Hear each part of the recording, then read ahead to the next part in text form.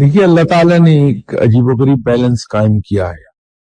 ایک طرف تو اس نے یہ حکم دیا کہ اگر آپ کسی کے ساتھ کوئی احسان کا سلوک کرتے ہیں، نیکی کرتے ہیں، تو اسے اس طرح سے چھپا کر کیجئے کہ وہ کسی اور کے علم میں آنے نہ پائے۔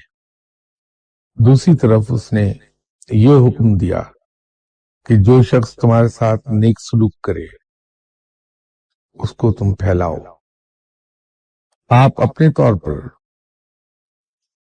دوسروں کے ساتھ بھلائی اور احسان کا سلوک اس انداز میں کریں، میں محاورتاً کہہ رہا ہوں کہ خود آپ کو نہ پتہ چلنے پائے کہ آپ نے کسی سے کوئی نیک سلوک کیا ہے۔ باقی یہ رب پر ہے کہ رب اگر آپ کے اس نیک کام کو قبول فرما رہا ہے اور وہ نیکی کی خوشبو کو پھیلانا چاہتا ہے لوگوں میں، آپ کی نیکی کی، تو وہ اس کو کرنے دیجئے، وہ بہتر جانتا ہے کہ کیا کرنا ہے۔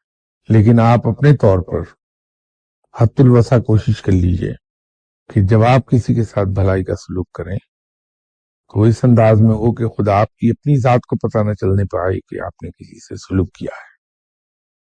دوسرا کیا کر رہا ہے وہ ہمارا پرابلم نہیں، وہ اللہ پہ چھوڑ دیجئے کہ وہ کیا کرنا چاہتا ہے۔